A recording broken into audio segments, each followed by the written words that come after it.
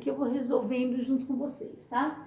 Determinar as reações de apoio para a barra abaixo. Então, vamos analisar aqui. Eu tenho, na nossa estrutura, uma barra. Essa barra é submetida a duas forças, uma força de 30 kN e uma força de 10 kN. Essa força de 10 kN tem uma inclinação de 45 graus. E eu identifico dois apoios para equilibrar essa estrutura. Um apoio móvel à esquerda e um apoio fixo à direita, tá vendo? Bem parecido os dois, mas vocês têm que identificar qual é o móvel e qual é o fixo. Bom, em primeiro lugar, essa barra inclinada, essa força inclinada, ela pode ser decomposta em duas outras forças que sejam perpendiculares e normais ao plano de apoio, porque as nossas reações serão sempre normal ou perpendicular ao plano de apoio. E no caso, essa força inclinada não é nem perpendicular nem normal. Então, o que a gente faz quando a gente tem uma força inclinada?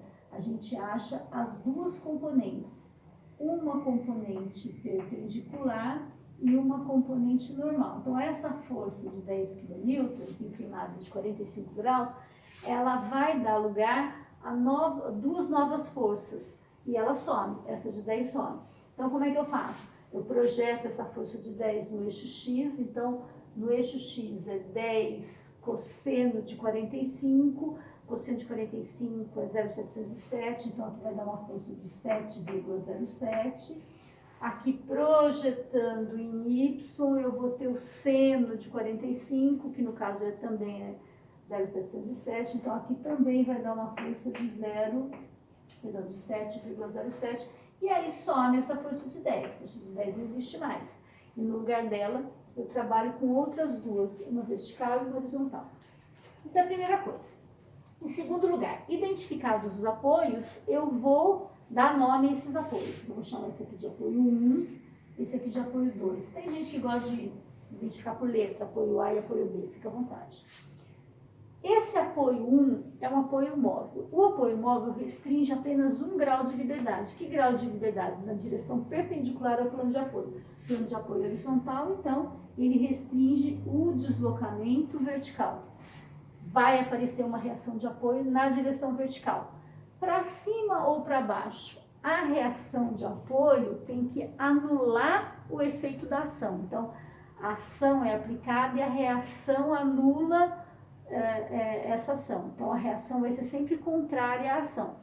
Nessa etapa do exercício, não necessariamente vocês precisam saber para que direção a reação vai ser.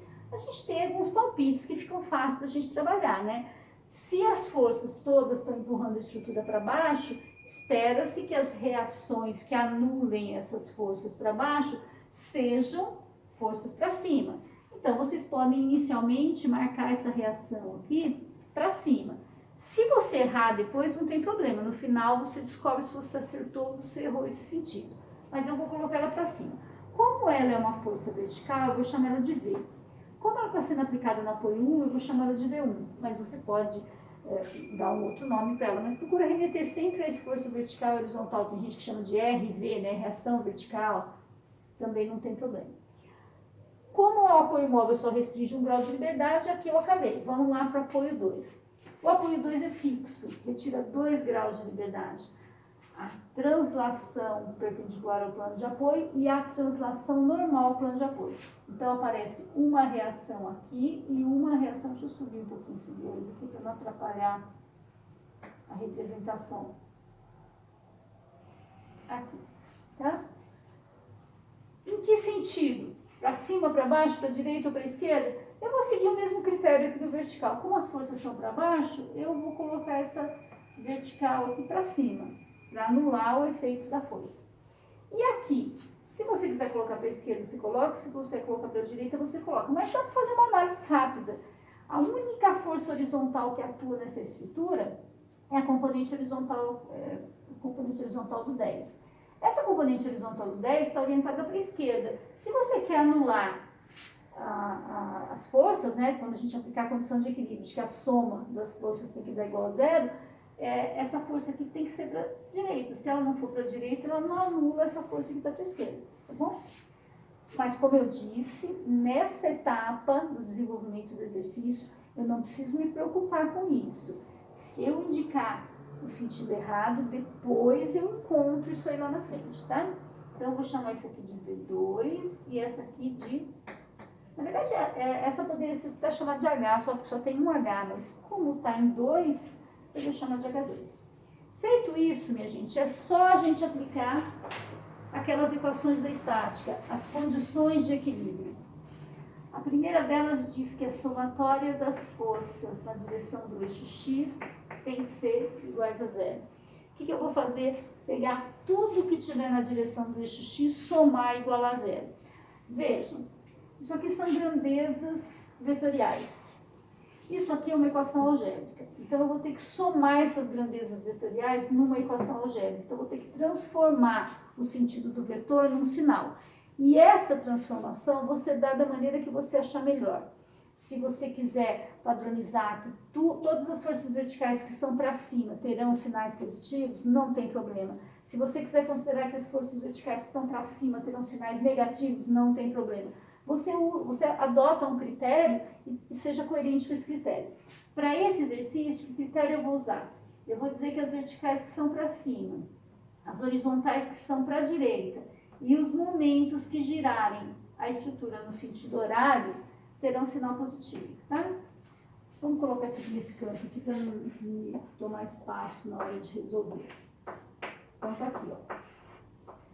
Verticais para cima, horizontais para a direita e momentos que giram no sentido horário, isso vai ter sinal positivo. Tudo que for contrário a isso, obviamente, vai ter sinal negativo. Então, vamos lá. Primeira equação de equilíbrio diz que a somatória das forças em x é zero, identifica só o que você tem em x. 7, 0,7 e H2. Você vai ter que somar isso igual a zero, que é isso que essa equação diz. Então, vamos somar. O 7,07 está em sentido contrário ao que eu considerei como positivo, então ele vai ser negativo, certo? O H2 está no mesmo sentido que eu adotei como positivo, mais H2. Só isso que eu tinha horizontal? Só. Então tá aqui, soma tudo igual a zero. Resolve essa equação, você acha que H2 é igual a 7,07. Resolvendo essa equação, o H2 deu sinal positivo. Ao final da resolução, o H2 deu sinal positivo. E isso significa que você adotou o sentido correto quando você indicou o H2 para a direita. Se você tivesse encontrado o H2 com sinal negativo, significa que o sentido estava incorreto, tá bom? Aí é só inverter o sentido que você adotou. Se deu negativo aqui, significa que ele não era para a direita, ele era para a esquerda. Simples assim. Bom, a segunda equação diz que a somatória das forças em Y serão iguais a zero. O que eu tenho em Y aqui? O V1, o 30, esse outro 7 e o V2. Lembra que o que estiver subindo é positivo, então o que estiver descendo é negativo.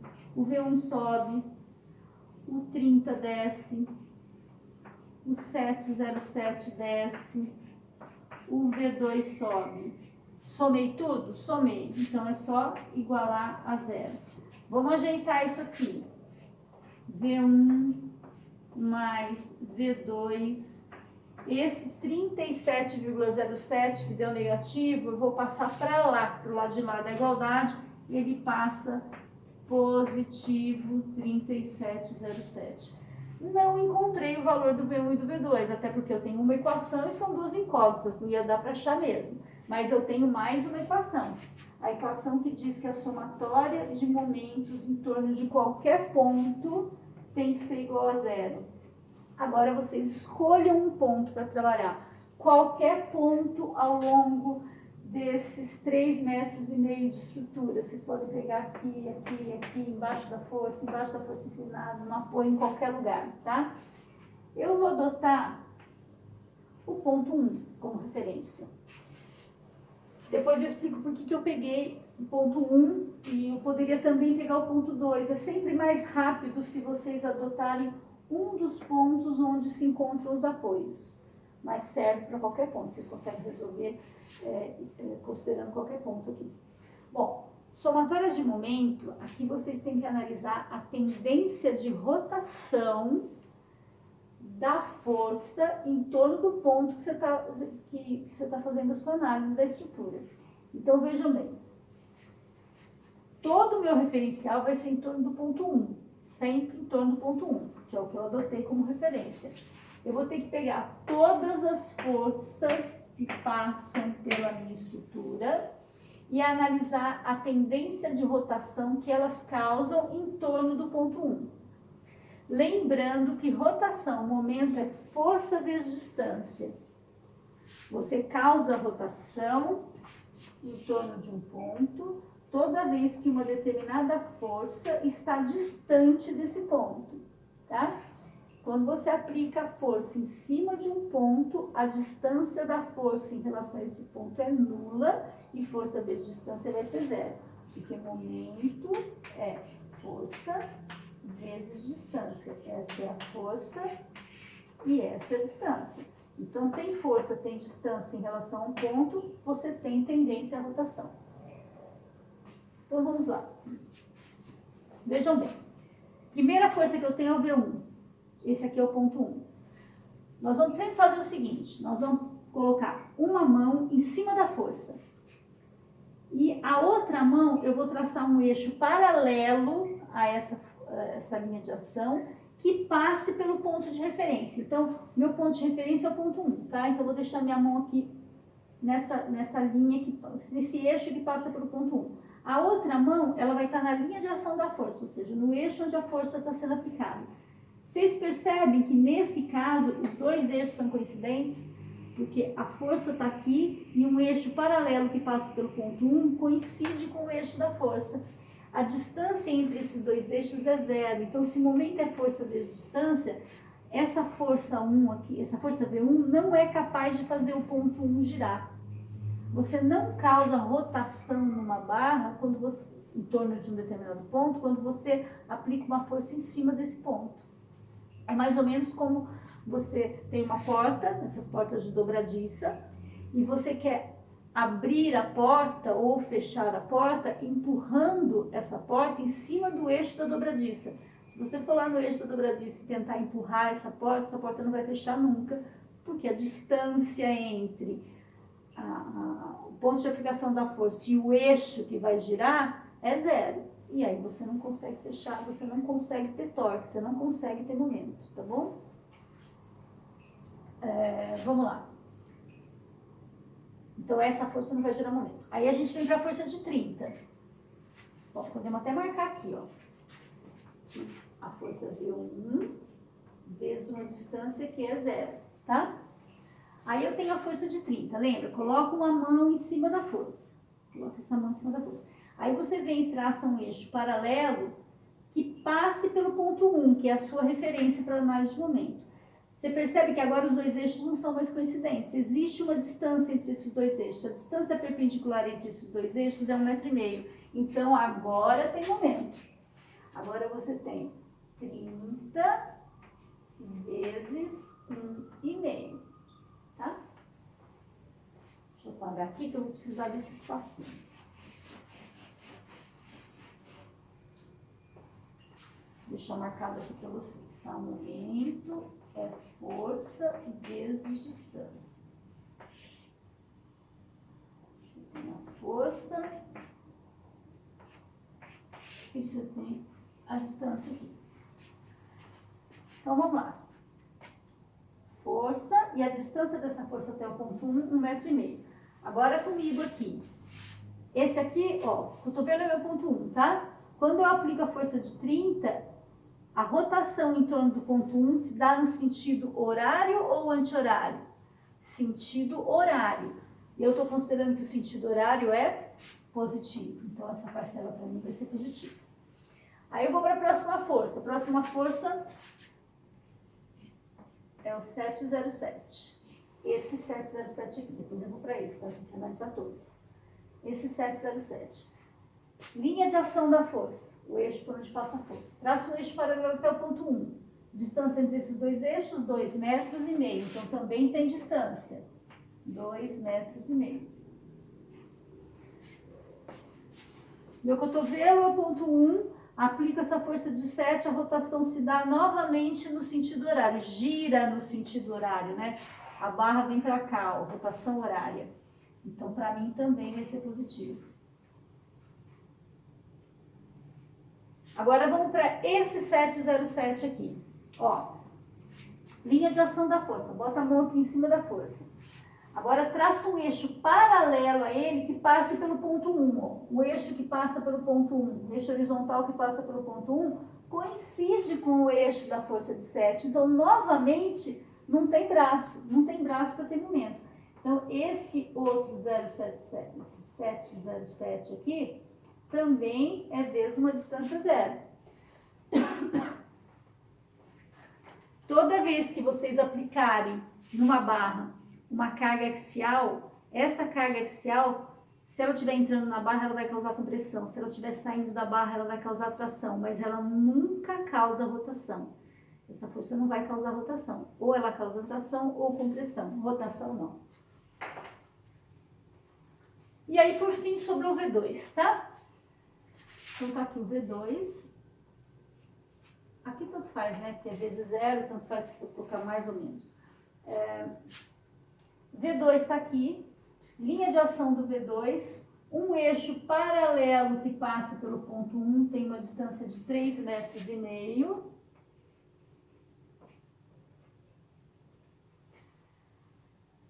E a rotação agora? Está aqui, meu cotovelo é o ponto 1, a força V2 está subindo, então a força V2 está fazendo isso aqui com a barra, ó. Agora a barra está girando no sentido anti-horário, então para a gente essa parcela vai ser negativa. Bom, eu falei que vocês tinham acabado, mas na verdade tem o H2 ainda, mas a mesma análise que valeu para o 707 vale para o H2 também. O H2 também passa pelo eixo horizontal que contém o ponto 1 e ele não vai gerar momento, né? Então vocês têm aqui mais o H2 vezes zero. Somei todas as rotações e igualo isso a zero. Então, aqui zerou, né? Esse termo zerou, esse termo zerou, esse termo zerou. Sobrou aqui, vamos lá,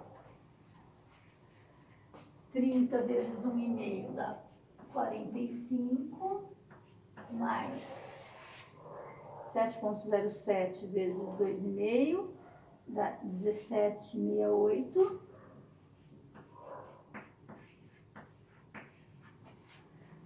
Aqui ficou 3,5 V2 negativo, posso passar já para o lado de lá da igualdade, ele fica positivo, né? Igual a 3... Ai, ficou ruim aqui, né?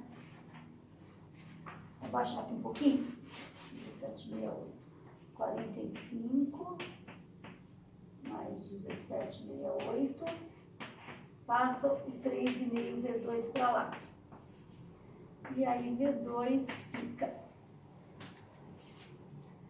45 mais 17,68, opa, 45 mais 17,68 dividido por 3,5, 17,91. Quando eu resolvi isso aqui, V2 deu positivo. Se V2 deu positivo, significa que aquele sentido que eu adotei lá no início também está correto, V2 realmente é para cima. Bom, então achamos a segunda reação de apoio. Nós já tínhamos achado a primeira aqui, achamos a segunda. Agora, eu tenho que V1 mais V2 é 37,07. Se eu aplicar o valor de V2 aqui nessa equação, eu tiro o valor de V1, certo? Então, vamos lá.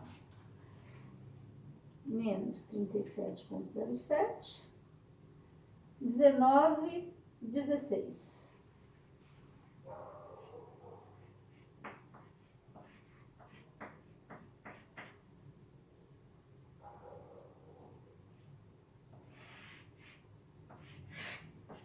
Aí, 19,16 é a terceira reação das três que a gente tinha que determinar. V1, V2 e H2. Todas elas deram sinal positivo, isso significa que eu acertei o sentido das três, aquele sentido arbitrário para as três estão corretos. Por que que ficou mais fácil eu adotar os pontos de apoio? Quando eu peguei o ponto 1, o V1 gerou momento, né? Por quê? Porque o V1 estava em cima do ponto 1, a distância era zero, então eu fiquei com uma incógnita menos. Na somatória de momentos em torno do ponto 1, saiu fora a parcela que teria V1 como incógnita. E aí só sobrou uma incógnita na expressão inteira, que era o V2. E aí eu achei o valor do V2 direto, de forma direta. Peguei o valor do V2, substituí aqui, por substituição, achei o valor de V1. Se eventualmente vocês não tivessem adotado o ponto 1, por exemplo, se vocês tivessem adotado o ponto 2, analogamente, V2 não ia gerar momento em torno do ponto 2. Não gerando momento, a única incógnita que vocês teriam na expressão, que seria somatório de aumentos em torno do ponto 2, seria o V1. Aí você encontraria aqui V1, substituiria V1 nessa equação e acharia V2. Perfeito. Ah, mas e se eu não tivesse pego os pontos de apoio? Se eu tivesse pego, por exemplo, eu queria pegar no meio da barra, quero pegar um ponto aqui bem no meio da barra, sem problema. Você ia fazer a mesma análise que eu fiz em relação a esse ponto. Você tinha que pegar o V1 vezes essa distância, o 30 vezes essa distância, o 707 vezes essa distância e o V2 vezes essa distância. Perfeito. Só que o que ia acontecer aqui? Você ia ter duas incógnitas. Essa sua expressão ia ficar com duas incógnitas, porque você teria o V1 vezes a distância até o ponto médio e o V2 vezes a distância até o ponto médio. Então, essa equação sua aqui não ia sair de forma direta. Você ia ter uma equação com V1 e V2. Só que você já tem uma equação com V1 e V2. Então, é só resolver um sistema linear de duas equações ou duas incógnitas. Não é difícil, mas é mais trabalhoso, né? Você vai ter que resolver um sisteminha aqui. Ao passo que se você pega um dos apoios e zera uma das incógnitas, você tira a outra incógnita de maneira direta. Beleza? A gente vai fazer mais exercícios depois, tá bom?